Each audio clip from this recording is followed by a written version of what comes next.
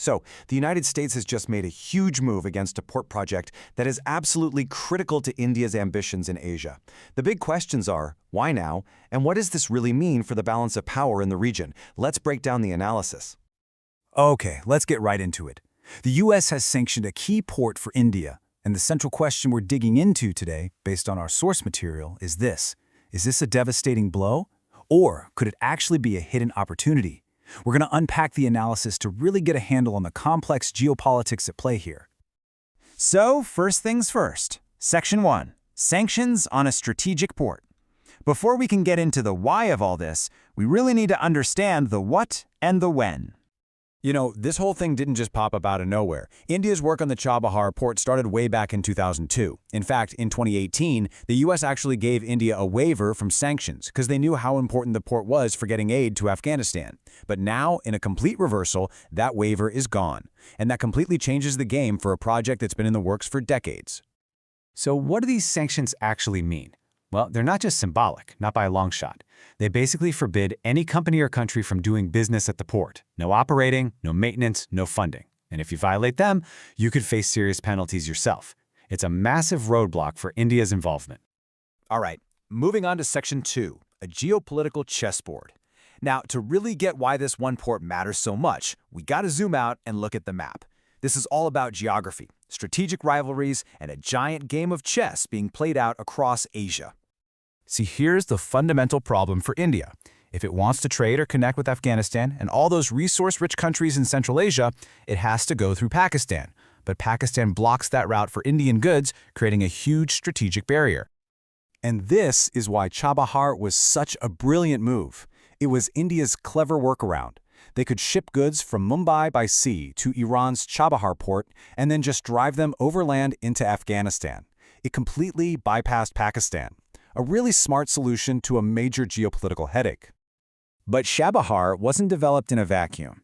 It was a direct answer to China, which has been pouring money into the nearby Gwadar port in Pakistan. Think of it like this. Chabahar is India's gateway to Central Asia, while Gwadar is China's key piece in its Belt and Road Plan, giving it a powerful naval presence right in the Arabian Sea. Two rival ports, two rival powers. So why is China so focused on Gwadar? Well, it all comes down to something called the Malacca Dilemma. Basically, China worries that if a conflict ever broke out, a rival navy, like say India's, could easily blockade the narrow Malacca Strait.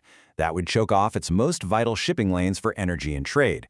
Gwadar gives them another option, an insurance policy, a land route that bypasses that choke point completely. But wait, there's more. Chabahar isn't just about getting to Afghanistan. It's actually the southern gateway to a much bigger vision, a massive project called the International North-South Transport Corridor, or INSTC. The plan is to create a trade route that connects India through Iran all the way to St. Petersburg, Russia. And the payoff for this is enormous. This corridor would cut the shipping time between India and Russia by a staggering 17 days. 17 days! In the world of global trade, that's not just an advantage, it's a total game changer, both economically and strategically. Which brings us to the big question in Section 3, the American calculation. Why on earth would the U.S. want to disrupt a project this critical, especially one they used to support? Well, the analysis we're examining here points to two major reasons. Okay, so the first and most obvious reason is to squeeze Iran economically. The goal is pretty straightforward. Cut off Iran's sources of revenue to make it harder for them to fund their nuclear program. This has been a central part of American foreign policy for a long time. But here's where the analysis gets more complex. The source argues there's a second, more controversial motive, that this is also a strategic move to contain India's rise. The thinking here is that the U.S. also wants to slow India down, block its access to rare earth minerals in Central Asia, stall its chip industry, weaken its trade with Russia, and maybe, just maybe, prevent it from becoming a major economic rival down the road. And that brings us to our final section, where this whole analysis takes a really sharp and provocative turn. Section 4, a golden opportunity. So you'd think this is a huge loss for India, right? Well, the source material we're looking at says no.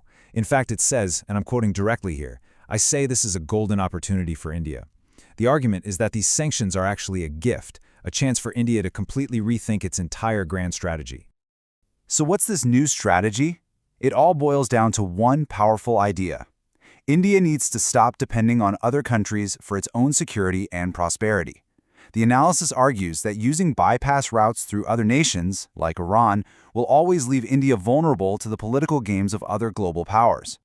And the solution that this analysis proposes, well, it's incredibly bold. The path to true autonomy, it argues, is for India to reclaim Pakistan-occupied Kashmir. Doing this would create a direct 108-kilometer land border with Afghanistan, finally giving India its own permanent corridor to Central Asia. The logic here, according to the source, is that this single, high-stakes action would be like knocking over a whole row of dominoes. It would give India direct, unstoppable access to Afghanistan and Central Asia. It would directly challenge China's influence right on its doorstep.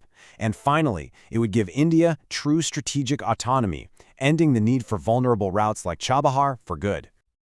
So, the analysis from our source material that we've walked through today presents a very bold, and let's be honest, an extremely high-stakes vision for India's future. It really forces us to think about a tough question. In a world full of competing great powers, is a path like this the only way for a nation to achieve true strategic autonomy? It's a powerful thought to end on, and it highlights the immense challenges and choices that countries face on the world stage today.